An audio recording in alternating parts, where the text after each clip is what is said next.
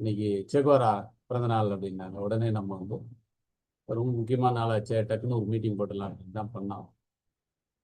நாங்கள் வந்து ஏற்கனவே இந்த வெற்றி நமதே அப்படிங்கிற ஒரு சேகுவாரா படைப்புகள் அது போட்டிருக்கிறோம். அந்த இதுக்கு வந்து ரொம்ப முக்கியமான அதை எழுதும்போது எனக்கு என்ன ஃபீல் பண்ணுச்சுன்னா, அவர் வந்து அவர் கட்டுரையவே வந்து எப்படி ஸ்டார்ட் பண்ணுறாருன்னா, ஒரு புகழ்பெற்ற அவருடைய அந்த கியூபா நாடு, அந்த லத்தீன் அமெரிக்க ஒரு ஒரு அறிஞருடைய வாசகத்தோட தான் ஸ்டார்ட் பண்றாரு. அது என்ன சொல்றாருன்னா, இது வந்து உலைகளுடைய காலம், இங்க ஜுவாலைகளுக்கு தான் இடம் உண்டுன்றோம். அதாவது அனல் வீசி கொண்டிருக்கிற, நெருப்பு கொந்தளித்து கொண்டிருக்கிற, எரிமலை எரிமலை மாதிரி அஹ், நெருப்பு வந்து பல கட்டங்களை தாண்டி கொண்டு இருக்கிற, வெப்பம் உயர்ந்து உயர்வா இருக்கிற உலைக்களங்களுடைய காலமா அது. தன்னுடைய காலத்தை வரையறை செய்யறாரு. இங்கு ஜுவாலைகளுக்கு தான் இடம்ன்றாரு. அதை நான் பதிப்புரையில ரொம்ப இதா மென்ஷன் பண்ணேன். அதாவது ஆஹ், அது அவருக்கான வரையறை, அவரே வந்து அப்படிதான் எரிஞ்சுக்கிட்டு இருந்தாருங்கிறனால தலைப்பு வச்சிருக்கோம். அப்போ அது நான் தீக்கரில் வேலை செஞ்சப்போ தோழர் மீனாட்சி சுந்தரம் ஆசிரியராக இருக்காங்க. நான் வந்து கம்யூனிஸ்ட் கம்யூனிஸ்ட் கட்சி ஒரு பக்கம் கியூபால இருக்குது. ஆனா அது இருக்கும்போதே இங்க மார்க்சியத்தினுடைய வழி வழி சென்று ஒரு ஒரு தனித்துவமான முறையில் அப்ளை பண்ணி புரட்சி நடத்தி முடிச்சிட்டாங்க. அதை வந்து நான் எழுதி ஒரு பாக்ஸ் எழுதி கொடுத்தேன். அது எப்படி எழுதி கொடுத்தேன்னா, கட்சி இருக்கும்போது கட்சி இல்லாத புரட்சியை பண்ணாங்க அப்படின்னு எழுதி கொடுத்தேன். அவர் என்னை தனியா கூப்பிட்டு, ஆசிரியர்கள் நமக்கு அறிவுறுத்துவாங்கல்ல, அப்ப அவர் கட்சி பேப்பர்ல கட்சி இருக்கும்போதே கட்சி இல்லாதவங்க புரட்சி பண்ணாங்கன்னு எழுதி கொடுக்குற அப்படின்னு கேட்டாரு. அப்பதான் ஊடகத்துக்குள்ள வந்த புதுசு அவர் வந்து, நான் சார் வேணும்னா அதை மாத்திடலாம் தோழர் அப்படின்னு அவர் சொன்னார். மனசுல இருந்து எடுக்கணும்னு நினைக்கிறேன் அப்படின்னு சொன்னார். அந்த வகையில தோழர்கள் வந்து பிடல் காஸ்ட்ரோவும் சேகுவாராவும் ஒரு நம்ம இயக்கவியல் சிந்தனை முறையில சொல்லணும்னா ஒரு தலையீடுன்னா, உதாரணமா வந்து நம்ம யூனிவர்சல் கனெக்ஷன் இன்டராக்ஷனுங்கிற நம்மளுடைய கோட்பாடுல இந்த இன்டராக்ஷனை தான் நம்ம தலையீடுன்னு சொல்றோம். தலையீடுன்னு சொல்லும்போது உணர்வு ரீதியான தலையீடு இருக்கு, உணர்வு இல்லாத தலையீடு இருக்கு. அக்ரிணை உயர்திணைங்கிற போது மனிதர்கள் நம்ம உணர்ந்து தலையீடுகளை செய்யறோம். நம் மனிதர்கள் அல்லாதவங்க வகைகள் வந்து இயக்கத்துல தலையீடு செஞ்சுக்கிட்டு தான் இருக்குது, இயற்கையில எல்லா இடத்துலையும். அதனால நான் என்ன சொல்ல வரேன்னா, தன்னை உணர்தல், காலத்தில் தன்னுடைய பொருத்தத்தை உணர்தல், அது வளர்ச்சி உந்தி தள்ளும் போக்கத்தில் அதுல தலையீடு செய்த, இதுதான் பிடல் காஸ்ட்ரோவுடைய சேகுவாரோடைய வாழ்க்கை. மார்க்சியத்துக்கு வந்து பிடலுக்கு முன்னாடி காஸ்ட்ரோ வந்துட்டதுனாலையும் இன்னைக்கு அவருடைய பிறந்த நாள்னாலையும் ரெண்டு பேரும் மார்க்ஸ் எங்கல்ஸ் மாதிரி பிடலும் சேகுவாராவும் இணைஞ்சு இருந்தாலும் கூட இந்த தனி ஆளுமையை இன்னைக்கு பேசுவதற்கு ஒரு வாய்ப்பா இருக்கட்டும் அப்படின்னு நானும் வேணே கல்யாணம் பண்ணப்போ எடுத்தோடனே அவங்களுடைய சொந்தமா அவங்க வச்சிருந்ததுல ஒரு சேகுவாரா வந்து ஒரு ஒரு ஒரு சூட்டு பிடிச்ச மாதிரி ஒரு படத்தை வச்சுக்கிட்டே இருப்பாங்க. எனக்கு நமக்கு பார்த்தா பொறாமையா இருக்கும். பாரு எல்லா இடத்துலயும் அட்ராக்ட் பண்ணி வச்சிருக்கிற அந்த ஆளுன்னு. அதே மாதிரி சமீபத்துல கூட ஒரு 4 வருடங்களுக்கு முன்னாடி புத்தக கண்காட்சியில ஒரு சின்ன பெண்ணு அவர் வந்து சேகுவாரா புக்கு வேணும் இருக்கான்னு தேடி வந்து வாங்கினாங்க. கூட இருக்கும். அப்ப நான் தீக்கிறதுக்கு நான் அவங்கள வரவழைச்சு, ஏமா இந்த பையன்ட்ட ஏமா இவ்வளவு அட்ராக்ட் ஆகுறீங்க அப்படின்னு கேட்டு அவங்க ஒரு விளையாட்டுத்தனமா அவங்ககிட்ட பேசல. அப்போ வந்து அவங்க வந்து ரொம்ப ஒரு நெகிழ்வா சொன்னாங்க. இப்ப அந்த வகையில இளம் தலைமுறைய அவர் வந்து கவர்றாரு.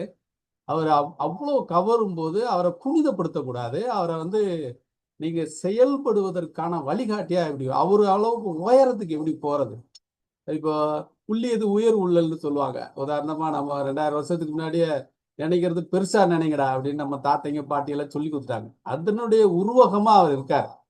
அவரு சேகுவாராவை பொறுத்த வரைக்கும் நீங்க அவரை ஃபாலோ பண்ணா அவர் உயரத்துக்கு அந்த அளவுக்கு ஒரு சும்மா ஒரு ஒரு படம் வச்சுக்கலாம். ஒரு இந்த ஒரு ஒரு நாம வந்து ஒரு சிம்பிள் பண்ணிக்கலாம். அந்த இதெல்லாம் தாண்டி அவருடைய உள்ளம் செயல்படுகின்ற அந்த விதத்தை அறிதல். அதாவது அவர் வந்து கியூபா புரட்சிக்கு அவர் கியூபாவுடைய குடிமகன் கிடையாது, சர்வதேச குடிமகன். அவர் வந்து அந்த நாட்டுக்குள்ள புரட்சி பண்ணி முடிச்ச பிறகு அந்த அனுபவத்தை பெற்ற பிறகு அவர் என்ன சொல்றாருன்னா, நான் வந்து நீங்க நான் வந்து புரட்சியை தொழிலா கொண்டவன். நான் வந்து மற்ற நாடுகள்ல எல்லாம் தோழர்கள் வெயிட் பண்றாங்க, நான் அங்க போனோம். நீ இந்த நாடு ஜெயிச்ச நாடை நீ பராமரிக்கிறது, இதை மேம்படுத்துறதுலாம் ஓ வேலை, நீ செஞ்சுக்க அப்படிங்கிற மாதிரி இந்த இந்த கம்யூனிஸ்ட வரலாற்றுல இனியும் கூட அப்படி ஒரு ஆளுமையை நம்ம பார்க்கறது கஷ்டம்.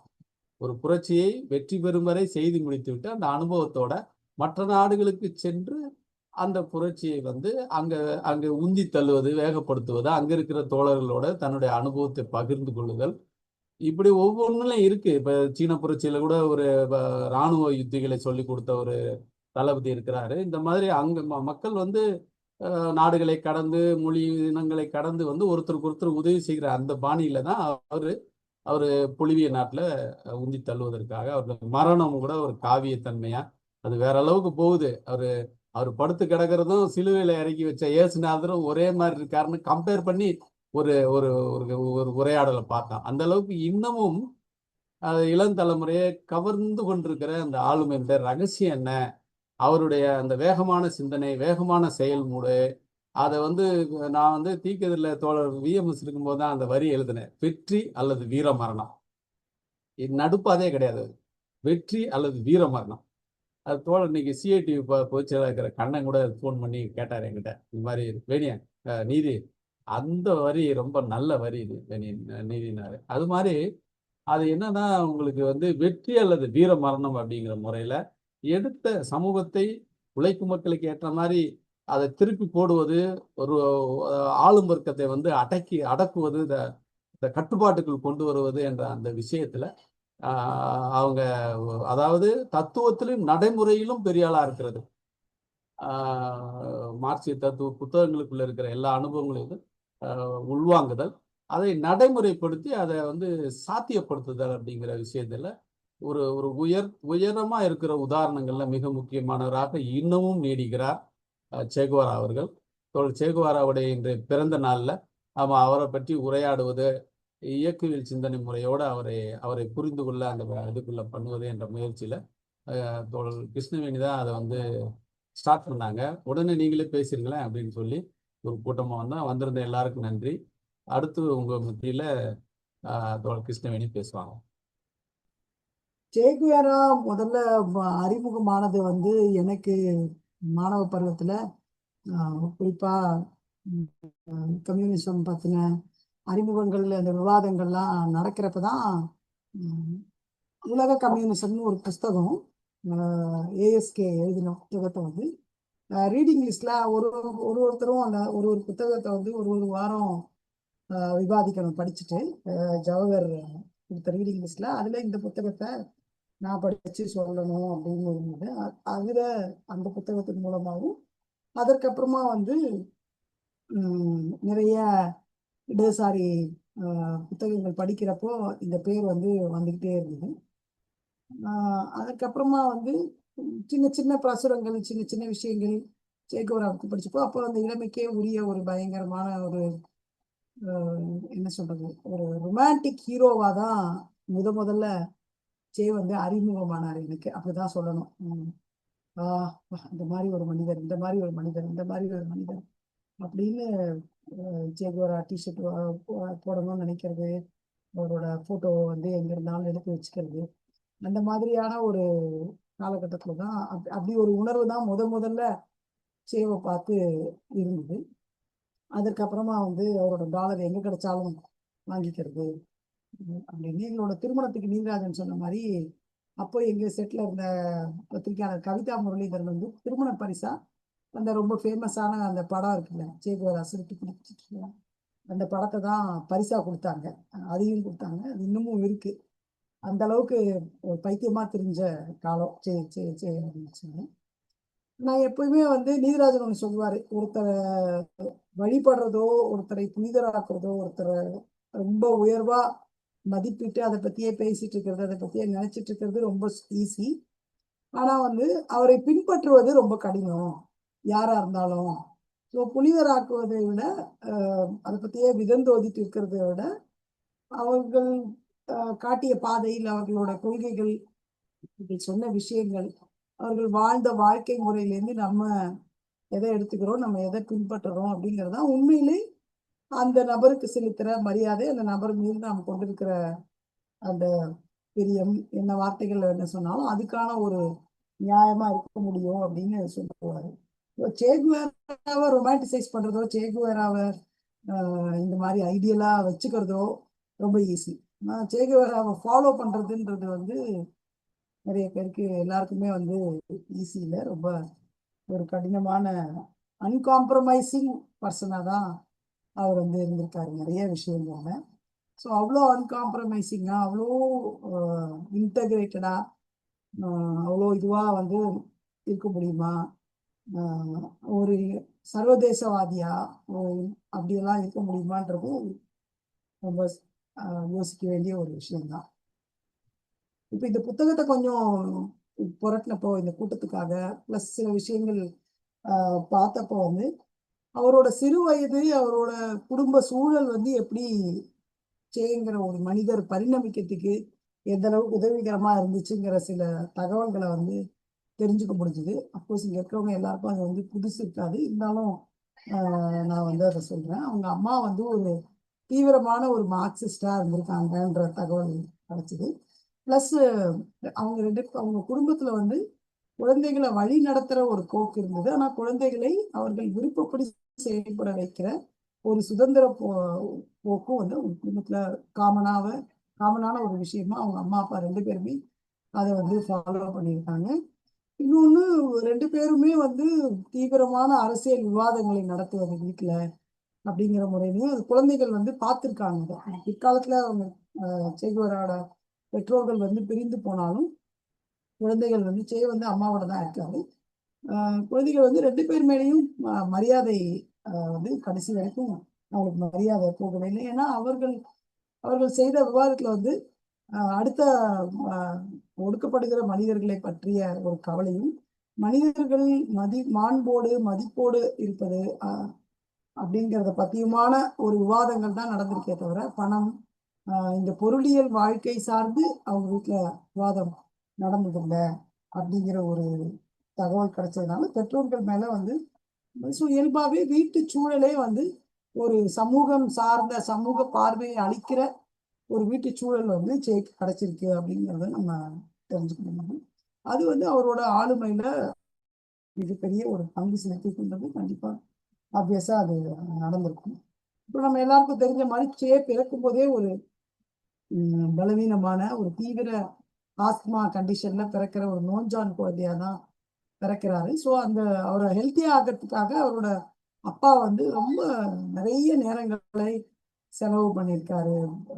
கோடை காலங்களில் ஒரு 3 மணி நேரம் நீச்சல் பயிற்சி கொடுக்கறது, அப்புறம் துப்பாக்கி சுடுதல், அப்புறம் பல்வேறு விஷயங்கள்ல அவரை இன்வால்வ் பண்றது, ஃபுட்பாலு, ரக்பி, கோல்ஃபு அப்படின்றது. அப்போ அந்த அந்த மாதிரியான சூழல்ல வந்து அவங்க அப்பா வந்து ரொம்ப பர்டிகுலரா சேக்கு வந்து பல வர்க்கத்தினரிலேருந்து நண்பர்கள் வர்றது, பிரபுக்கள் குடும்பத்திலேருந்தும் சரி, ஒரு கார்பெண்டர் ஃபேமிலியிலேருந்தும் இல்லை ஒர்க்கர் ஃபேமிலியிலேருந்தும் சேக்கு வந்து ஃப்ரெண்ட்ஸ் கிடைக்கிறாங்க, ஃப்ரெண்ட்ஸ் இருக்காங்க அப்படிங்கிறத வந்து அவங்க அப்பா என்ஷூர் பண்ணியிருக்காரு. அதுக்கான விஷயங்களும் நிறைய வந்து நடந்திருக்கு அவரோட லைஃப்ல அப்படின்றது தெரியுது. இதெல்லாம் வந்து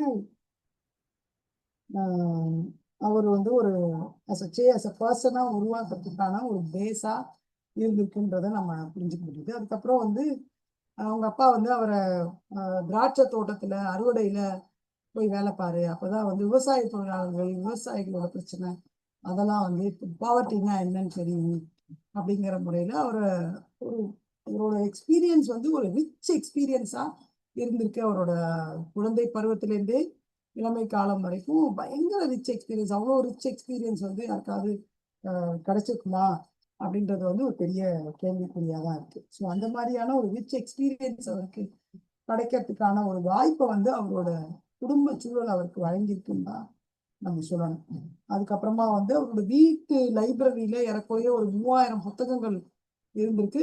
வந்து எல்லாத்தையும்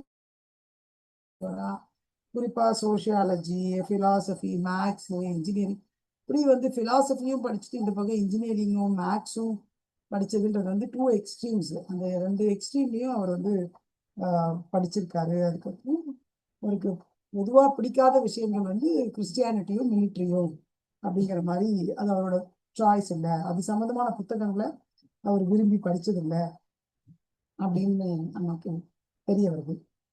அதுக்கப்புறம் 11 வயசுலயே வந்து மின்வாரிய தொழிலாளர் போராட்டத்துல வந்து அவரு அந்த உண்டிகோல்னு சொல்லுவோம் இல்லையா நம்ம, அதை பயன்படுத்தி அந்த போராட்டத்துக்கு ஆதரவா அவர் வந்து அந்த நகரத்துல இருந்த மின் விளக்குகள் எல்லாம் உடைச்சிருக்காரு. ஸோ 11 வயசுல ஒரு போராட்ட இது வந்து அவருக்கு வந்து பேரலாவே கூடவே அந்த ரெவல்யூஷனரி தாட்டுங்கிறது, இப்படி ஒரு பிலாசாபிக்கல் கிளாரிட்டி, ஒரு தீவிரமான இன்டலெக்சுவல் நாட்டம், படிப்பு, அது மாதிரியான விஷயங்கள் ஆர்வத்தோடு இணையா ஒரு புரட்சிகர நடவடிக்கை, அதாவது செயல் எதுவா இருந்தாலும் நம்ம நிறைய பேசுவதை விட ஒரு செயல் ரொம்ப முக்கியமானது அப்படிங்கிற அடிப்படையில் புரட்சிகர செயல்பாடு மீதான ஆர்வமும் அவருக்கு வந்து தொடர்ந்து இருக்குன்றதுதான் இந்த மாதிரியான இந்த சம்பவங்கள்லாம் நமக்கு காமிக்குது. அப்புறம் பேரலா ஒண்ணு, அவருக்கு சின்னதுல இருந்தே கவிதை மீது தீவிர ஒரு காதல் இருக்கு. ஆனா பிடல் பத்தி ஒரு கவிதை கூட எழுதியிருக்காரு. ஆனா அது வந்து ஒரு ஒரு ஆக்சுவலான ஒரு கவிதை வடிவத்துல அது இல்லை அப்படின்னு அவரோட நண்பர் சொல்றதா வந்து ஒரு ஒரு சின்ன பதிவு ஒண்ணு பார்க்க முடிஞ்சுது. அதுக்கப்புறமா அவர் வந்து ஒரு தன்னோட 19வது வயசுல மெடிசின் ஜாயின் பண்றாரு. 7 வருஷம் மெடிசின் படிப்பு, அதுல 6 வருஷத்தோட படிப்பை 3 வருஷத்துலயே முடிச்சிடுறாரு. 6 மாசத்துல 16 தேர்வுகள். இந்த இது வந்து எதற்கு நடுவுல இதை பண்றாருன்னா, ஏறக்குறைய இந்த பீரியட்ல அவருக்கு ஒரு 45 முறை தீவிரமான ஆஸ்மா அட்டாக் வருது. அப்ப அவங்க சித்தி சொன்னதா ஒரு சம்பவம் வருது. வீட்டுக்கு போனா தீவிரமான மூச்சு விட சிரமப்பட்டுக்கிட்டு படுத்துக்கிட்டே ஆனா புஸ்தகத்தை படிச்சுட்டே இருப்பாரு அப்படின்னு சொல்லி. ஸோ இதெல்லாம் வந்து இப்போ படிக்கும்போது, இப்போ இந்த இதுக்காக படிக்கும் போதே ஒரு பயங்கர மலைப்பாவும், இப்படியெல்லாம் ஒரு மனுஷனால இருந்துக்க முடியுமா அப்படிங்கிற ஒரு மலைப்பை கொடுக்குற ஒரு மனிதராகவும் அவர் இருந்திருக்காரு. ஸோ 6 வருஷம் படிப்பை 3 வருஷத்துல படிச்சிருக்காரு. இன்னொன்று தொடர் பயணங்கள். ஒரு 12 வயசுலயே 13 வயசுலயே அவங்க நான் வந்து சுத்தி பார்க்க போறேன் அப்படின்னு சொல்லி சைக்கிள் எடுத்துட்டு போனது, அதுக்கான பணத்தை வந்து அங்கங்க கிடைக்கிற வேலையை செஞ்சு செய்யறது. அதுக்கப்புறம் மெடிக்கல் காலேஜ் படிக்கும் போதும், மருத்துவ படிப்பு படிக்கும் போதும், மருத்துவம் எடுக்கிறதுக்கு 2 காரணம் இருக்கு. அவர் வந்து இந்த அலர்ஜி சார்ந்த மெடிசன்ல அதுக்காக படிக்கணும்னு நினைச்சது, ஏன்னா தனக்கு அந்த பிரச்சனை இருக்கிறதுனால. இன்னொன்னு, இவரோட பாட்டி கேன்சர்ல இறந்துட்டதை அவரை ரொம்ப பாதிச்சதுனால அதுக்கான ஒரு மருந்தை நம்ம கண்டுபிடிக்கணுங்கிறதுக்காகவும் மருத்துவத்தை சூஸ் பண்ணாரு அப்படிங்கிற ஒரு தகவலும் நமக்கு கிடைக்குது இந்த புத்தகத்துல. ஸோ இது மாதிரி அதுக்கப்புறம் தொடர் பயணங்கள், ஒவ்வொரு பயணங்கள்லையும் வந்து அவர் மக்கள் வந்து எவ்வளவு ஒடுக்கப்படுறாங்க, எவ்வளவு கஷ்டப்படுறாங்க, தொழிலாளர் சிலியில வந்து இந்தியர்கள் வந்து தொழிலாளர்களா எவ்வளவு சுரண்டப்படுறாங்க. இப்போ இந்த இவ்வளோ ஒரு பலவித அனுபவங்கள் அவருக்கு வந்து இந்த பயணங்கள்ல கிடைக்குது. எப்படி வந்து ஒருத்தர் இவ்வளோ பயணத்துல ஆர்வமா இருக்கிற ஒரு நபர் வந்து பேரலா அந்த பயணத்தை முடிச்சுட்டு திருப்பி வந்த உடனே ஃபுல்லா படிப்புல இறங்கி படிப்பை தன்னோட மருத்துவத்தை முடிக்கிறதுலையும் ரொம்ப ஆழமா ஆர்வமா இருந்திருக்காரு, அதையும் முடிச்சிருக்காரு அப்படிங்கிறது. ஸோ இந்த இந்த சிறு வயதுல இவ்வளோ ஒரு வேரிடான ஒரு பரந்துபட்ட இத்தகைய ஒரு அனுபவமும், ஒரு லிபரலான ஒரு அரசியல் தன்மையுடைய குடும்ப சூழலும், அவரோட வாழ்க்கை முறையும் வந்து பின்னாடி ஒரு ஒரு நம்ம இன்னைக்கு கொண்டாடுற ஒரு சேவா உருவாகிறதுக்கான ஒரு பேஸ் வந்து அவருக்கு சின்னதுல இருந்தே கிடைச்சிருக்கு அப்படிங்கிறது. அது அவர் வந்து அவ்வளவு கடினமான சூழல்லையும் அவருக்கு வந்து அது கிடைச்சிருக்கு, அவர் அதை கை கொண்டிருக்காரு. அது அப்படிங்கிறது நமக்கு, அதெல்லாம் தான் நம்ம எடுத்துக்க வேண்டிய ஒரு லெசனா வந்து பார்க்குறேன். அதுக்கப்புறம் நம்ம எல்லாருக்கும் தெரிஞ்சது தான், அவர் வந்து கியூபா புரட்சியில ஃபிடலோட இணைஞ்சு எப்படி அந்த புரட்சியை சாத்தியப்படுத்தினது. அப்புறம் கியூபால அவர் அமைச்சராக இருந்தப்போ சர்வதேச அளவில் அவர் அவர் அளித்த பங்களிப்பு. அப்புறம் ரொம்ப குறிப்பா வந்து எஜுகேஷன்லயும் ஹெல்த் கேர்லயும் ரொம்ப கியூபால அவர் வந்து அமைச்சராக இருந்தப்போ அதுல அவரு அதுல அவர் வந்து தீவிர கவனம் செலுத்தினது அப்படிங்கிறதெல்லாம் வந்து நமக்கு தெரிந்த விஷயங்கள். அதுக்கப்புறம் அவர் வந்து என்ன ஒரு நாட்டுக்குள்ள கட்டுப்படுத்த முடியாது, நான் தொடர்ந்து எங்கெல்லாம் மனிதர்கள் வந்து விடுதலைக்கான போராட்டங்களை புரட்சிக்கான போராட்டங்கள் நடத்துறாங்களோ அங்கெல்லாம் நான் போய் என்னோட பங்களிப்பை செலுத்தணும் அப்படிங்கிறது. இப்போ பொலிவியால அவர் வந்து சுட்டுக் கொல்லப்படலைன்னா பொலிவியா முடிச்சுட்டு அடுத்து வேற ஒரு நாட்டுக்கு கண்டிப்பா வந்து போயிருப்பாருன்றது நமக்கு எல்லாருக்குமே தெரிஞ்ச ஒரு விஷயம்தான். ஸோ அப்போ வந்து எப்படி நம்ம சேக்கிட்டேன்னு நம்ம இன்னொன்று ஒரு ஒரு ஒரு இந்த அத்தனையிலையும் வந்து அவரை வழி நடத்தின ஒரு விஷயமா வந்து அவரே வந்து ஒன்று சொல்றாரு. அதாவது புரட்சியும் காதலும் பிரிக்க முடியாதது. மானுட சமூகத்தின் மீது ஒரு அளப்பரிய காதல் இருக்கிற ஒருத்தரால தான் ஒரு உண்மையான புரட்சியாளராக இருக்க முடியும். கம்பேஷன் இல்லாத ரெவல்யூஷனரி தாட் வந்து ரெவல்யூஷனரி வந்து ஒரு பியூரோக்ராட்டாவோ இல்லை ஒரு ஆட்டோக்ராட்டிக்காக தான் ஆக முடியும். ஸோ இந்த நம்ம காதல்னு சொல்றத வந்து ஒரு ரொமான்டிசைஸ்டு காதலாக மட்டும் எடுத்துக்க வேண்டியதில்லை. ஸோ மானுட சமூகத்தின் மீது சேவுக்கு இருந்த அளப்பரிய காதல் தான் அவரோட ஒட்டுமொத்தமான சேவை வந்து நம்ம அப்படி புரிஞ்சுக்கணும். ஸோ அப்போ வந்து ஒரு அதாவது என்ன சொல்றது, ஒரு புரட்சியாளரா இருக்கிற நேரத்துல துப்பாக்கி போட்டு கொரில்லா சண்டைகள் செய்யற ஒரு நபர், அப்புறம் தத்துவங்களை ஆழ்ந்து படிச்சு அதுல வந்து தலையீடு செய்யற ஒரு நபர், மக்கள் போராட்டங்களை வழிநடத்துறவர், இப்படி எல்லாமாகவும் இருக்கிறது வந்து எது ஆனா வந்து அடிநாதமா அவருக்கு இருந்திருக்குன்னா வந்து நான் அப்படி நினைக்கிறேன், ஒரு மானுட சமூகத்தின் மீது அளப்பரிய ஒரு காதல். அதுதான் வந்து ரெவல்யூஷனரியா தன்னை டிஃபைன் பண்ணியிருக்கேன். அதனாலதான் நான் ரெவல்யூஷனரியா இருக்கேன்னு அவர் சொல்றாரு படிக்கிறப்போ. ஸோ அந்த ஒரு ஒரு ஐடியாலஜி மட்டும் இல்லை, ஒரு ஐடியாலஜி மேல இருக்கிற காதல் மட்டும் இல்லை, தீவிர பற்று மட்டும் இல்லை, அல்லது ஒரு நபர் அல்லது ஒரு இயக்கம் அல்லது ஒரு கட்சி, அதை எதை வேணா நம்ம ஃபில் பண்ணிக்கலாம். அப்படியெல்லாம் இல்லாம ஒட்டுமொத்த மானுட சமூகத்தின் விடுதலை மீதான காதல் தான் சேகுவேராவோட வாழ்க்கையிலிருந்து நான் எடுத்துக்கணும் அப்படின்னு எனக்கு தோணுது. கிளாரா அப்படின்ற ஒரு இடத்துல பாத்திசா கவர்மெண்ட்டை தூக்கி எறியறதுக்கு ஸ்ட்ராட்டஜியில் சேவை தான் அனுப்புகிறாரு. அதில் அவர் கடைசியாக வின் பண்ணுறாரு. அதோட நிலைநாள் தான் கடைசியில் அந்த பாத்திசா அந்த கும்பல் நாட்டை விட்டு ஓடி போயிடுது. அது ஒரு முக்கியமான அந்த ஸ்ட்ராட்டஜியில் ரொம்ப முக்கியமான ஒரு ஆள். இவருடைய ஸ்ட்ராட்டஜி வகுக்கணும். அப்படி இல்லைன்னா அங்கே ஏதோ சாபோட்டேஜ் இது நடக்குது, சதி நடக்குது அப்படின்னு கண்டுபிடிக்கக்கூடிய ஒரு ஆள் சே. அந்த ஒரு துல்லியமான ஒரு அறிவு அவர்கிட்ட இருக்கு.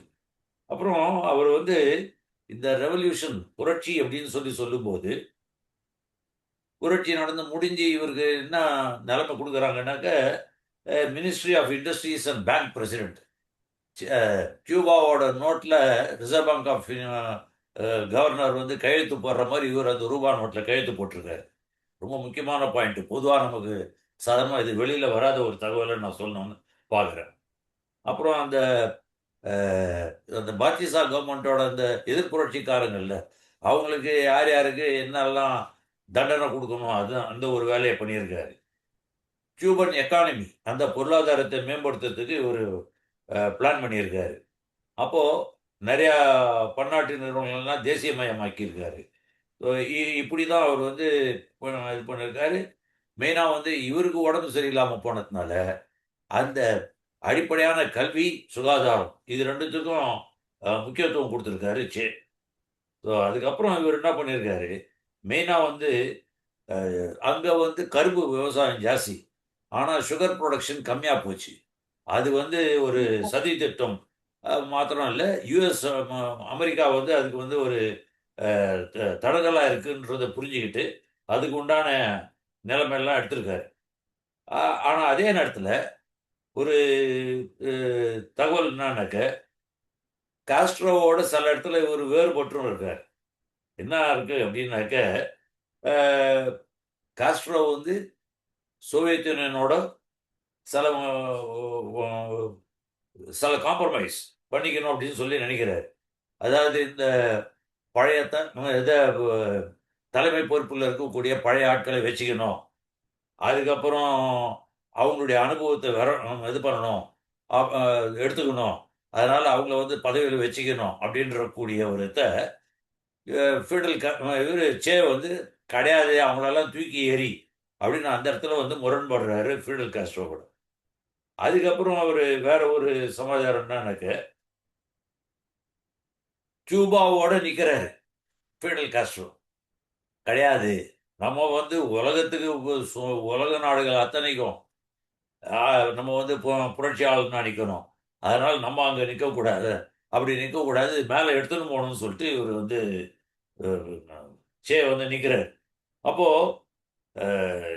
சே வந்து இன்னொன்று சொல்றாரு, சோவியத் யூனியனோட அந்த வந்து சமாதான சகவாழ்வு அந்த கொள்கையை சே வந்து எதிர்க்கிறாரு. ஆனால் ஃபீடல் காஸ்ட்ரோ அதை எதிர்க்கவும் இல்லை, உடன்படவும் இல்லை, அந்த மாதிரி ஒரு நிலைப்பாடு எடுக்கிறார். அப்போ அந்த மாதிரி ஒரு இடத்துலலாம் இவர் வந்து ஃபீடல் காஸ்ட்ரோவோட நேரடியாக வந்து கிடையாது, நீ சொல்றது தப்பு அப்படின்னு சொல்லி, அருமையான நண்பர், தோழன் எல்லாம் இருக்கலாம், ரைட் ஹேண்டு எல்லாம் இருக்கலாம், ஆனால் இந்த இது ஒன்று நிற்குது. கடைசியாக அவர் என்ன பண்ணுறாரு, எனக்கு இந்த பதவி வேணாம், ஒரு புண்ணாக்கும் வேணாம், போயா, நான் வந்து கியூபா புரட்சிக்கு மாத்திரம் இல்லை, சர்வதேச அளவில் புரட்சிக்கு வேணும், அதனால் நான் மிச்ச நாடை பார்க்க போகிறேன் அப்படின்னு சொல்லிட்டு இவர் பாட்டுக்கு போயிடுறாரு. இவர் வந்து ப்ரையாரிட்டைஸ் பண்ணுறது வந்து ப்ரையாரிட்டைஸ் பண்ணுறது முக்கியத்துவம் கொடுத்து உலக அளவில் புரட்சிகள். ஆனால் காஸ்ட்ரோ வந்து அந்த நாட்டை பாதுகாக்கணும், அந்த மக்களை பாதுகாக்கணும்னு கொஞ்சம் இருக்கார். அதனால் அந்த இடத்துல அவங்க 2 பேருக்கும் வந்து சில முரண்பாடு வருது. அப்போது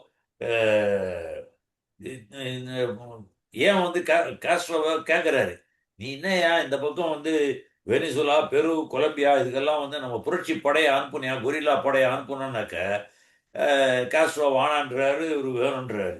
இந்த இடத்துலலாம் அவங்களுக்கு வந்து ஒரு முரண்பாடு இருக்க தான் செஞ்சிருக்கு. அப்புறம் கடைசியாக அவர் என்ன பண்ணுறாரு, ஏப்ரல் 1, 1965 சே வந்து எழுதிடுறாரு, எனக்கு இந்த பதவியெல்லாம் வேணாம் அப்படின்னு சொல்லிட்டு மேலே போகும்போது தான் அவர் வந்து அதை வந்து நீ வந்து தப்பாக நினைக்காத, நம்ம விக்ட்ரி வந்து இந்த வெற்றி கியூபாவில் மாத்திரம் இல்லை, இது மிச்ச இதுலேயும் போகணும். அதில் கடைசியாக சொல்லும்போது அந்த லெட்டரில் எழுதுறாரு, up to victory always my dear Fidel, not even death can stop me, my dear Fidel. இதான் அவர் எழுதுறது கடைசியாக அந்த ரெசிக்னேஷன் லெட்டரில் பதவியெல்லாம் இது பண்ணும்போது. அப்போது அந்த மாதிரி ஒரு பதவி வானான்னு சொல்லிட்டு அடுத்த நாட்டுக்கு ஓடி போய் எல்லாம் போகும்போது தான் கடைசியாக அங்கே சுட்டு கொள்றாங்க. ஏன் கொள்றாங்கன்னாக்க, மெக்சிகோலேருந்து இவர் தப்பிச்சு வெளில போயிடுறாரு அந்த சிறையிலேருந்து. ஏற்கனவே இங்கே பாத்திஸ்தாவில் கியூபாவில் இருந்தபோது அதில் தப்பிச்சாங்க, மெக்சிகோலேருந்து தப்பிச்சு வர்றாரு. அப்போ பார்க்குறான் கொலம்பியாக்காரன், இவனை ஜெயிலெல்லாம் போட்டால் தப்பிச்சுட்டே போவான், உலகத்துக்கே பிரச்சனையை கொண்டு வருவான் அந்த ஆள், அதனால் உன்னை கொண்டு வர்றான்னு சொல்லிட்டு தான் கொண்டுறாங்க. அப்போது அந்த மாதிரி நடக்குது. ஆனால் அவர் வந்து பாருங்க வேடிக்கை, அவருடைய பழங்காலத்து வேலி சொன்னாங்க, ஃபுல்லாக சொன்னாங்க, எல்லா ஊரையும் போய் பார்த்தாருன்னு சொல்லிட்டு. 1939 நார்டன் ஒரு மோட்டர் பைக்கு, 500 சிசி பைக்கு, அதை எடுத்துன்னு எல்லாம் ஊரை சுற்றிருக்காரு. கடைசியில் அது ஒரு இடத்துல வந்து அது என்ன 8000 கிலோமீட்டர் போயிருக்காரு. ஒரு இடத்துல 3000 கிலோமீட்டர் போன அப்புறம் அது ஒட்டு மொத்தமாக பொங்கல் ஆகிப்போச்சு. அதனால் அதை விட்டுட்டு அப்புறம் மிச்ச வழியெல்லாம் பார்த்துன்னு போயிருக்காரு. அதில் என்ன வேடிக்கைன்னாக்க, அர்ஜென்டினா, சிலி, பொலிவியா, பெரு, ஈக்குவேடர், கொலம்பியா, எல்லாம் Costa Rica, Nicaragua, Honduras, El Salvador, Guatemala, Mexico அத்தனையும் ட்ராவல் பண்ணியிருக்காரு. அவருடைய அந்த ஆஸ்மா பிரச்சனை இருந்தாலும் அத்தனையும் போயிருக்காரு. எல்லாத்தையும் அது தனியாக வந்து புக்கே எழுதியிருக்காரு. நான் 2 பேரோட ஒப்பிடுறேன். ஊசுத்தி புராணம்ங்கிறதுலையும் எப்படி வைத்தும் தழுவிய ஒரு அறிவை எப்படி உள்வாங்குவது, ஆழமான அறிவை உள்வாங்குவது அப்படிங்கிற மாதிரி ராகுல்ஜியை பார்க்குறேன். ஆனால் கட்சியை கட்டுவது அப்படிங்கிறதுல வந்து அமீரை எதிர்கான பார்க்குறேன். இந்த 2 பேர் இந்தியன் சேக்குவராவனே வந்து சொல்லுவாங்க, அமீரை மறந்துருப்பீங்க, கட்சி இல்லாத புரட்சி பண்ணுவாருன்னு ஒரு இத்தினோண்டு பாக்ஸ் பண்ணி நான் தீக்கதில் நீங்கள் ஆசிரியராக இருக்கும்போது கொடுத்தேன், அவரை வர சொல்லியா அப்படின்னு சொல்லி கட்சி பேப்பர்ல கட்சி இல்லாத புரட்சி பண்றான்னு எழுதி கொடுக்குற அப்படின்னு நீங்க செல்லமா என்னை மிரட்டினீங்க. திருவள்ளுவருடைய நீங்க கொடுங்க. இந்த பிறந்த தினம் அப்படிங்கிறது வந்து மனிதர்களை ஆ நேசிக்க கற்றுக் கொடுத்த ஒரு மகான். அதாவது வந்து அது அப்படிதான் பார்க்க வேண்டியதா இருக்கு. இந்த மனித சமூகத்தை நேசிப்பதற்கு ஒரு ஆளை சொல்லணும்னா மற்றவங்க சொல்லுவாங்க ஏசுநாதர், அப்படிலாம் இல்லை. அது வந்து உண்மையான சொன்னோம்னா அது வந்து சேக்குவாரா தான். துன்பப்படும் மக்களை பார்த்த பார்வை, அவர்களுக்கான தீர்வை முன்மொழிந்தவர், அதன் அடிப்படையில் செயல்பட்டவர், செயல்பாடை வெற்றி கண்டவர், அந்த வெற்றியை அடுத்த இடத்துக்கு கடத்தணும்னு நினைச்சவர். ஆக மற்றபடி போதிச்சுட்டு போனவர் அல்ல, வெறுமன போதித்த செய்தவர் அல்ல. அது அந்த மாதிரியாக நம்ம பார்க்க வேண்டியது இருக்கு. அவர் மனித குலத்தின் மீது கொண்ட மிகப்பெரிய அன்பின் காதலும் தான் இன்னைக்கு அவர் உலகம் முழுவதும் இளைஞர்கள் வந்து சேவை பத்தி தெரியுதோ இல்லையோ, இந்த சே என்கிற ஒற்றை வார்த்தை அவர்களை டிஷர்ட்லையும் கைக்குட்டையிலையும் பேனாக்கள்லையும் அவர்கள் சேவை வந்து எல்லாருக்கும் தெரிஞ்சிருக்குன்னா அது வந்து யார் பேர் மட்டும் தெரியும். இவர் யாருன்னா இவர் வந்து புரட்சியாளர். அந்த லெவலுக்கு அது உலகம் முழுவதும் இன்றைக்கும் ஒரு மனிதன் இறந்த பின்பும் இன்றைக்கும் உலக ஏகாதிபத்தியங்கள் இந்த பேரை கேட்டா குளம் நடுங்குது அப்படின்னா அப்படிப்பட்ட ஒரு இந்த உலகத்தில் ஒரு மிகப்பெரிய மாமனிதன் வந்துச்சு. அது வந்து நீங்க தோழர் லெனின், மாவோ யார வேணாலும் நம்ம சொல்லலாம். அதெல்லாம் விட இந்த அப்படிங்கிற அந்த ஒற்றை வார்த்தை அப்படிங்கிறது உலகத்தின் பட்டி தொட்டிகள் எல்லாம் எதிரொலிக்கக்கூடிய ஏகாதிபத்திய பத்தியதை கதிகலங்கக்கூடிய வார்த்தையா இருக்குன்னா அது அது வந்து ஏன் அப்படின்னு நாம் பார்க்கறதுன்னா உலக மக்களை அவருடைய நேசித்தது, அந்த நேசித்தலின் வெளிப்பாடு, அவருடைய செயல்பாடு, அதைத்தான் நம்ம பார்க்க வேண்டியதா இருக்கு. அதன் அடிப்படையில தான் நம்ம இன்றைக்கு நம்ம என்ன பார்க்க வேண்டியது இருக்குன்னா, இந்திய சமூகத்துல நாம இன்னைக்கு வந்து சேவை பார்க்கும்போது சேவற்றது நம்ம கத்துக்கிட்ட வேண்டியது இருக்குன்னா கோபப்பட வேண்டியது இருக்கு. அந்த கோபம் என்பது வந்து அன்பின் வெளிப்பாடு. நீங்க அளவுக்கு அதிகமாக நீங்க அன்பை அது கோபத்தின் வழியாகத்தான் வெளிப்படும். அந்த அன்பின் வெளிப்பாடாகத்தான் அந்த கோபம் வரும். அந்த கோபத்தின் உச்சம் இருக்கு இல்லையா, அதை தான் வந்து தடைகளை தகர்த்தெறிவதற்கான வழிமுறைகளை தேடுவது அப்படின்னு பாக்குறோம். இன்றைக்கு நம்ம எடுத்திருக்க இந்த சேவோடைய பிறந்த நாள்ல இன்னைக்கு தோழர் வேணி எடுத்திருக்கிறது, இன்னைக்கு நம்ம எடுத்திருக்க ஒரு முயற்சி, நல்ல முயற்சி. இது மாதிரி நிறைய பேர் பேசுவாங்கன்னு நினைக்கிறோம். ஆக சேவை நினைவு கூறுவது என்பது வந்து இந்த ஒரு நிமிஷம் நம்ம பேசுறோம்ல, அந்த ஒரு நிமிஷமாவது நம்மளுடைய மனசுல ஆகா இப்படிப்பட்ட துன்பப்படும் மனிதனை பார்க்கும்போது அவனுடைய சக தோழனாக அவனுடைய தோல்ல தட்டி கொடுத்து ஏற்கணும் அந்த எண்ணத்தை நம்ம இந்த ஒரு நிமிடமாவது நம்ம மனசுல விதைத்து கொண்டிருக்கிற அந்த வெற்றியாளராக இன்றைக்கும் நிற்கிறாரு. அவர் என்றும் நிற்பார். சொன்னது வேணி சொன்னது இது எல்லாமே வந்து உண்மைதான். ஆனா சில விவரங்கள் நான் மட்டும் குறிப்பிட, அவரு பிறந்த நாடு அர்ஜென்டினா, அவர் இறந்த ஊரு பொலிவியா, அவர் புரட்சி பண்ண ஊரு கியூபா. மார்க்சிஸ்ட் மட்டுமல்ல, அவர் மிகப்பெரிய எழுத்தாளர். அது மட்டுமல்ல, பெரிய டிப்ளமேட். அவர் இந்தியாவுக்கு வந்திருக்காரு, சீனாவுக்கு போயிருக்காரு, ரஷ்யாவுக்கு, எல்லா உலகமெல்லாம் சுற்றி இருக்காரு. அவர் வந்து புரட்சி பண்ணுவதற்காக எடுத்த தேர்ந்தெடுனா கான்டினென்டல் சவுத் அமெரிக்கால புரட்சி பண்ணத்தான் அவர் முயற்சி பண்ணாரே தவிர உலகம் பூரா புரட்சி பண்ணாரு. அவரு இவர் சொல்ற மாதிரி இல்லை, சுகுமார் சொல்லும்போது உலகம் இல்லை. அவர் என்ன பண்ணாருன்னா தென் அமெரிக்காவில் அமெரிக்க கம்பெனிகள் தான் எப்படி அரசாங்கத்தை கவுக்குறாங்க. ஏன்னா அவர் ஏழை பிரிவுகளில் இளைஞராக இருக்கும் பொழுது, அதாவது ஒரு பழமொழி உண்டு. நான் ஒரு தடவை சென்னையில் நம்ம இவர் இருக்கார், பெங்காலுடைய ஃபினான்ஸ் மினிஸ்டர் இருந்தார், பேருன்னா அசோக்கான பிரான்ஸ் மினிஸ்டர் ஒருத்தர் இருந்தார் தெரியுமா, நம்ம கட்சியில இருந்தா, அசோக் மித்ரா தோழர். அசோக் மித்ரா. அவரை நான் பார்க்க போகும்போது நான் வந்து அவர்கிட்ட ஒரு அப்பெல்லாம் இந்த இது கையெழுத்து வாங்கும்போது லிவ் டேஞ்சரஸ்லி அப்படி எழுதி கொடுத்துட்டாரு என்கிட்ட. அதாவது நீ வந்து வாழ்க்கையை நீ இளைஞனா இருந்தேன்னா நீ வந்து உன் உயிரை பத்தியும் பார்க்க கூடாது, நீ மக்களுக்கா நின்று. அந்த மாதிரி அர்ஜென்டினால அமெரிக்கா வந்து ஒரு அரசாங்கத்தை கவுக்கிறதுக்காக முயற்சி பண்ற பொழுது இவர் அந்த கவுக்கல எப்படி பண்றாங்க, அது எதிர்த்து நின்று அந்த அரசாங்கத்தை இவருக்கு மனசுல வருது, நம்ம அரசாங்கத்தை காப்பாற்றணுங்கிற உணர்வு வந்துதான் அவரு எல்லா விதமான இதுவும் பண்றாரு. நான் சொல்ல வேண்டியது என்னன்னு கேட்டா, நமக்கு தேவை என்னன்னா, இன்று அவர் கற்றுக்கொள்ள வேண்டியது, அவர் டிப்ளமேட். மோடி இன்னைக்கு 82 நாட்டுக்கு போயிருக்கான், ஒரு 20 ஃப்ரீ ட்ரேட் எக்ரிமெண்ட் பண்ணியிருக்கான். ஆனா இந்த முட்டாளுக்கு தெரியல, ட்ரம்ப் வந்து டாலரை தூக்கி நிறுத்ததுக்கு நிக்கிறான். ஆனா இங்க மோடி என்ன பண்றான்னா கீழே தள்ளுறான். இதுவே சே குவேரா நம்ம பிரைம் மினிஸ்டர் இருந்திருந்தாரானா நிலைமை வேற மாதிரி ஆயிருக்கும். நம்ம ரூபா டாலரை கீழே நம்ம நிமிந்து நிக்கிற மாதிரி வச்சிருப்பாரு அவர். அந்த அளவுக்கு அவர் பொருளாதாரம் தெரிஞ்சவர், மிலிட்டரி தியரிஸ்ட். அதுவும் அவர்கிட்ட யாரும் நிற்க முடியாது. அந்த கொரில்லா வார்ஃபேர்ல எப்படியெல்லாம் அந்த அவருடைய டைரி குறிப்பெல்லாம் நீங்க பார்த்துருப்பீங்க. அந்த டைரி குறிப்பை பற்றி ஏராளமான விவரங்கள் இருக்கும். ஒரு கிராமத்துக்கு அந்த ஊர் மக்களுடைய ஆதரவோடு தான் அவங்க இருக்க முடியும். அவங்களுடைய விருப்பத்துக்கு விரோதமா ஏதாவது பண்ணோம்னா பம்பாயிரும். ஏதோ ஒரு பறவை அவங்க சுற்றுதாங்க ஒரு கிராமத்துல போய், அந்த பறவை வந்து அந்த ஊர் மக்களை தெய்வமா கருதுவாங்களாம்.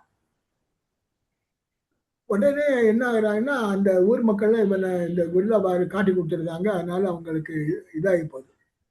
அப்ப அவர் சொல்றாரு, ஒவ்வொரு மக்களுடைய உணர்வை புரிந்து கொண்டு, அதே மாதிரி டிப்ளமேட்னு சொல்லும் பொழுதும் எல்லா நாடுகளுடைய அரசாங்கத்தோடு தொடர்பு கொண்டு கியூபாக்கு ஆதரவான திரட்டுவதில் பங்கெடுச்சிருக்கிறார்.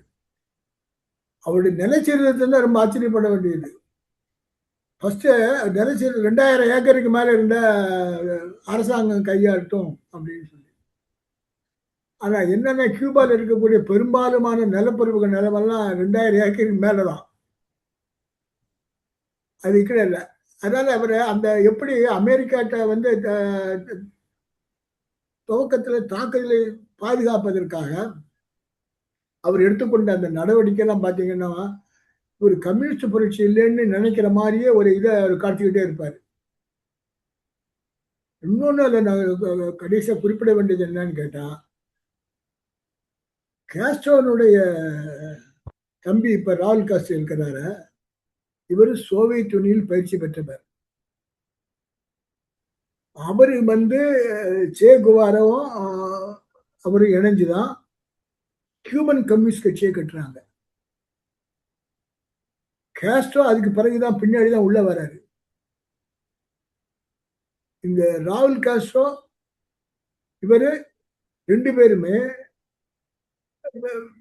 ராணுவ நிபுணர்கள் மட்டுமல்ல, இந்த சர்வதேச உறவுல எப்படி நல்லது பண்ணணும், அதோட முக்கியமா குறிப்பிட வேண்டியது என்னன்னா, தென் அமெரிக்க நாடுகளில் இருக்கக்கூடிய மக்களுடைய மனதை கியூபா கவர்ந்தது. காஸ்ட்ரோ வந்து ஒரு நாள் அர்ஜென்டினாவுக்கு போனாருன்னா தெரியுமில்ல, காஸ்ட்ரோ 4 மணி நேரம் 5 மணி நேரம் பேசுறாரு. அவ்வளவு அந்த கூட்டம் காட்டிக்கிட்டே இருக்கும். அந்த மாதிரி பண்ண வைக்கிறதுக்கு காரணம் என்னன்னா, இவர் சே குவேராவும் ராகுல் காஸ்ட்ரோவும் பண்ணக்கூடிய இனிஷியல் ஒர்க் அங்க பண்ணுது. அதனால அவரு இப்ப நமக்கு அவரிடம் கற்க நிறைய இருக்குது. அவர் ஒரு புஸ்தகம் எழுதியிருக்காரு, நியூ மேன் சொல்லிட்டு. அது நம்ம படிக்கணும். ஏன்னா சோசியலிசம் நீடிக்க வேண்டும் என்று சொன்னால் தனி மனிதனுடைய உணர்வுல மாற்றம் தேவை. நான் என் மனசுல வந்து சுயநலம் இல்லாம பிறரோடு ஒத்துழைத்தால்தான் வாழ முடியும், வாழ வேண்டும், இதுதான் மகிழ்ச்சி தரும் என்று ஒரு உணர்வை ஒரு புதிய மனிதனை உருவாக்க வேண்டும் என்று அவர் எப்படி மனிதனை உருவாக்குறது. இப்ப நம்ம கண் முன்னாடி பார்க்கிறோம், கம்யூனிஸ்ட் கட்சிக்கு வராங்க, காட்டி கொடுத்துட்டு போயிருந்தாங்க, இல்லைன்னா கம்யூனிஸ்ட் கட்சி இருந்துகிட்டு கெடுதல் பண்ணிட்டு போயிருந்தாங்க.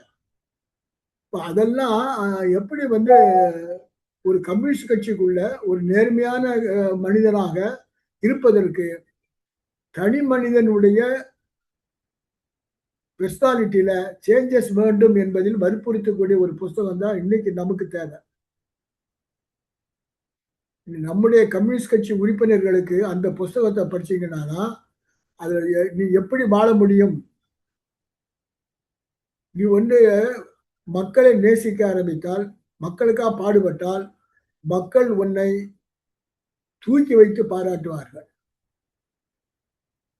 அதை நீ புரிஞ்சுக்க முதல்ல என்று அவர் சொல்றாரு. உண்மைதான் அது. நான் என் சொந்த வாழ்க்கையில நான் சொல்றேன். நான் வந்து எமர்ஜென்சி பீரியட்ல தலைமறைவா இருந்த ஆளு. ஆனா தலைமறைவா இருந்த காலத்துல எனக்கு கிடைச்ச வரவேற்பும் பாதுகாப்பும், எனக்கு பாதுகாப்பு கொடுத்ததுக்காக சில பேர்லாம் சிறைக்கு போயிருக்காங்க. பிடிச்சிட்டு போயிருவான். யாரோ உன் வீட்டுக்கு வரானா போய் அது யாருன்னு சொல்லுன்னு சொல்லி பிடிச்சி மீசால பிடிச்சு போட்டுருவாங்க. ஆனா என்ன அவங்க எப்படி பாதுகாத்தாங்க? எங்க குடும்பத்துக்கும் என் பசங்க படிப்பதற்கும் என்னெல்லாம் உதவி செய்யணுமோ அவளை வந்து கேட்டு கட்சி தோழர்கள், சாதாரண ஃபேக்டரி ஒர்க்கர்ஸ், தொழிற்சங்கத்தில் உள்ளவங்க பாதுகாப்பு கொடுத்தாங்க.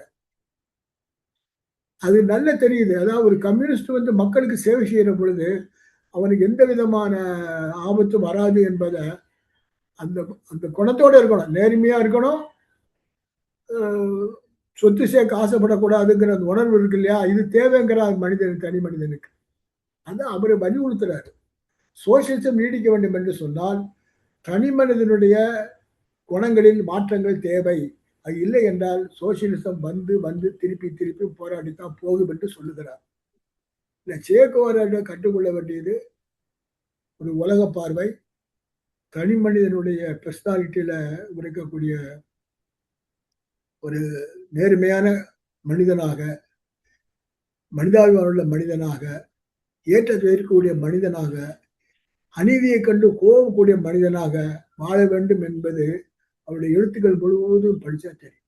இதுதான். அப்புறம் ஒரு அமெரிக்க புக்கு, ஒரு நல்ல புக்கு ஒண்ணு அவரை பத்தி ஒரு தமிழ்ல மொழிபெயர்த்திருக்காங்க, அது கூட இருக்குன்னு நினைக்கிறேன். ஒரு அமெரிக்கன் ஆதர், நியூயார்க் பத்திரிகையுடைய ஆதர் ஒருத்தர், நியூயார்க் டைம்ஸுடைய ஆதர். அது ஒரு நல்ல நல்ல லைஃப் அது. அதாவது ஒரிஜினலா அதுல வந்து எந்த இது இல்லாம ஜாக் லாண்டன் அவரா? ஜாக் லாண்டன் புக் இவங்க தீபலட்சுமி மொழிபெயர்த்திருக்காங்க, அதை சொல்றீங்களா? இல்ல இவருடைய வாழ்க்கை வரலாறு இன்னொரு தமிழ் இருக்குது. வேணி தீபலட்சுமிங்கிறது ஜெயகாந்தனுடைய பொண்ணா வேணி? ஆமா ஆமா, சேகோவோட லைஃப் ஹிஸ்டரி தான் அவங்க மொழிபெயர்த்திருக்காங்க. டிப்ளமேட்டா, அதான் ஒரு நாட்டுல போய் ஒண்ணு சாதிச்சுட்டு வா. இப்ப இந்த ஜெய்சங்கர் எல்லாம் போறான முட்டாப்ப. ஆமா அவங்க வந்து அந்த ஜான் லீ ஆண்டர்சன்ற ஒரு எழுதுன சேகோவோட தீபலட்சுமி வந்து அதான் மொழிபெயர்த்திருக்காங்க. பாரதி போட்டாங்க. பாடிஸ்டா அரசு தான் இந்தியாவுல நடக்குது. சேகுவாரா எந்த பாடிஸ்டா, அதாவது சேகுவாரா வந்து ஹவானால வந்து தலைநகரத்தை சேகுவாரா தான் பிடிச்சாரு, பிடல் பிடிக்கல. அது ஒரு கௌரவ பிரச்சனை. தலைநகரத்துல சேகுவாரா படையை நிப்பாட்டி இருக்கும்போது அந்த தளபதிட்ட அவர் பார்கெயின் பேசுறார். அதாவது எந்த தளபதி? அரசு தரப்பு ராணுவ தளபதிட்ட என்கிட்ட நீ சரண்டர் ஆகுன்னு. சேகுவாராட்ட தான் அவன் சரண்டர் ஆனான் கடைசியா. இந்த அர்த்தம் என்னன்னா, கியூபாவுடைய கடைசி எதிர்ப்பு வந்து சேகுவாரா தான் கம்ப்ளீட் பண்றாரு கியூபா புரட்சியை. என்ன சொல்லி அந்த தளபதியை நீ சரண்டர் பண்ணேன்னு பிடல் காஸ்ட்ரோ கேட்டதாக ஒரு தகவல் இருக்கு. வரலாறுல இது ரொம்ப இன்ட்ரெஸ்டிங். ஏன்னா தேசிய உணர்ச்சி மிக்க வீரர். தொடர் கேட்கல, டிப்ளமேட் யாருமே மாத்திடுவாரு. ஆமா, அதாவது அந்த பாடிஸ்டா ராணுவ தளபதியை கன்வின்ஸ் பண்ணிட்டாரு தாங்கிட்ட ஆகிறதுக்கு. இது வந்து ஒரு முக்கியமான இது. அது வந்து ஒரு வரலாற்று சிறப்பு மிக்க இது. கடைசியா நாடு கியூபா விழுந்தது பிடல் கையில இல்ல, சேகுவாரா கையில. அது ரொம்ப கஷ்டமா இருந்திருக்கும் நமக்கே. நம்ம இடத்துல பிடல் காஸ்ட்ரோ இடத்துல நம்மள வச்சு பாருங்க, ஒரு என்ன இருந்தாலும் ஒரு வெளிநாட்டுக்காரன். இப்போ மாவோ கையில சீனா விழாம மாவோவுக்கு உதவி செய்யறதுக்காக சோவியத் யூனியன் ஒரு ஜெர்மன் தளபதியை இறக்குறாங்க அங்க. அவருக்கு கொரில்லா போர் தெரியல. அவரை ஓவர்லுக் பண்ணி தான் மாவோ மேல வந்தாரு கட்சியில. அப்ப அந்த இடத்துல அந்த ஜெர்மன் ராணுவ உதவிக்கு வந்த தோழர் வந்து அப்புறம் மாவோக்கு உதவியாளராக மாறினார். தோழமை தான். அதனால நான் என்ன சொல்ல வர்றேன்னா, அந்த மாதிரி ரொம்ப வித்தியாசமான ஒரு நிகழ்வு வந்து நடந்தது ஒண்ணு. இன்றைக்கு இந்தியா வந்து பாடிஸ்டா சர்வாதிகாரி கையில இருக்கு. ஆனா எதையுமே காப்பியெல்லாம் அடிக்க முடியாது. சேகுவாரா கூட அப்படிலாம் காப்பி அடிக்க முடியாது. அது சேகுவாரா இல்லை. சேகுவாரா என்பவர் எப்படி தத்துவத்துல அவர் வந்து அவ்வளவு வலிமையா இருந்தாரு. ஒரு தத்துவ ஞானியா ஏன் இருந்தார். காப்பி அடிக்க சொன்ன மாதிரி கூடாது? அவரு சகல அவரை காப்பி அடிக்க கூடாதுங்கிறீங்களா? சகலகலா வல்லவரா இருந்தாரு. ராஜதன் காப்பி அடிக்க முடியாதுங்கிறீங்க. காப்பி அடிக்க முடியாதுங்கிறீங்க. யாருதான் காப்பி அடிக்க முடியாது? நம்ம அவங்கள்ட்ட இருந்து பாடங்களை தான் எடுக்கிறோம். பாடங்களை எடுக்கிறோம். நம்மளுடைய முடியாது. சொந்த அனுபவத்துல அப்ளை பண்றோம். இளைஞன் காப்பி அடிக்க அப்ளை முடியாதுன்னா பண்றோம். விஎம்எஸ் நல்ல ஜாலிபட்ல இருக்காரு. என்னை பொறுத்தவரைக்கும் காப்பி அடிக்க முடியாது. எனிவே பாடிஸ்டா வந்து இப்ப கியூபா கிடையாது, இந்தியா. சேகுவாருடைய ஸ்பிரிட்டை எடுத்துக்கலாம். அதே வழிமுறை எடுத்துக்க முடியுமா? இல்ல, அவரை விஷயம். சவுத் அமெரிக்காவில் இருக்கக்கூடிய எல்லா நாடுகளும் வித்தியாசமான ஒண்ணு ஸ்பானிஷ் மொழி பேசக்கூடிய பகுதி, இன்னொன்று வந்து போர்ச்சுகல் பேசக்கூடிய பகுதி, ரெண்டு தான் இருந்தது. கல்ச்சுரலி நிறைய டிஃபரன்ஸ் இருக்காங்க. இந்தியா மாதிரி தான் அது. இந்த ஹோல் இந்த காண்டினென்ட் முழுவதும் பார்த்தீங்கன்னா அது ஒரு இந்தியா மாதிரி சொல்லலாம். அவர் அங்கதான் நின்னாரு. பெரு நாட்டுல நான் ஜெயிப்பேன். பொலிவியாவுக்கு இந்த கம்யூனிஸ்ட் கட்சி ஸ்டூபிட் அப்படின்னு கடைசியா அவர் டைரியில எழுதியிருக்காரு. பொலிவியால வந்து ஒன்னும் நான் பொலிவியாவுக்கு வந்து இந்த கட்சிக்கு நான் ஹெல்ப் பண்ணி ஒன்னும் இது ஒன்னும் வேலை ஆகலைங்கிற மாதிரி கடைசி தினங்கள்ல எழுதியிருக்கிறதா ஒரு தகவல் இருக்கும். எனவே சொல்ல வரேன்னா, இன்றைக்கு இந்திய கம்யூனிஸ்ட் கட்சி 800 மாவட்டங்கள் இருக்கு இந்தியாவில். எல்லா மாவட்டங்கள்லையும் ஒரு தரமான மார்க்சிய விவாதம், சேகுவாரா பற்றிய உரையாடல், இயக்கவியல் உரையாடல், அவர் என்ன செஞ்சாரு, நம்ம ஏரியாவுக்கு அவங்க நாட்டு நிலைமை எப்படி, சேகுவாரா முன்னாடி இருந்த நிலைமை எப்படி, நம்ம முன்னாடி இருக்கிற நிலைமை எப்படின்னு ஒப்பிட்டு விவாதிக்கக்கூடிய ஒரு மார்க்சிய அரசியல் விவாதம் 800 மாவட்டங்கள் 800 மாவட்டத்தில் இருக்குன்னு சொல்ல முடியாது. ஒரு 300 மாவட்டம் 400 மாவட்டத்துல இருக்கலாம். இதுதான் நிலைமை. அப்போ இன்னைக்கு இந்தியாவினுடைய அனைத்து மாவட்டங்களிலும் அந்த மக்களுடைய வாழ்வாதாரத்தை முன்னெடுத்து செல்லுகிறவராக, எப்படி சேகுவாரா வந்து நிதி அமைச்சராக இருந்தாரு, எல்லாமா இருந்தாரு. அவர் வந்து அந்த கியூபா பொருளாதாரத்தை தோழர் சொன்னார் பாருங்க. கியூபா இன்னைக்கு வந்து சேகுவாரா பிரதமராக இருந்தா தூக்கி நிறுத்தி இருப்பார் பொருளாதாரத்தை. அது மாதிரி கியூபா பொருளாதாரத்துல அவங்க உழைப்பு தானம், ஒவ்வொருத்தரும் ஒரு நாள் உழைக்கணும் அப்படிங்கும்போது அவர் போய் மூட தூக்குனாரு கியூபாவில் நிதியமைச்சராக இருந்துகிட்டே. அது மாதிரி பொருளாதாரத்தை தூக்கி நிறுத்துவதுல மட்டும் இல்ல, இருக்கிற இடத்துல அவர் வந்து தோழர் கரும்பு வெட்டுறதுக்கே கரும்பு வெட்டுறது உலகத்தின் சர்க்கரை கிண்ணம் என்று கியூபாவை சொல்லுவாங்க. அதுல சர்க்கரை மட்டும்தான் விளையும்.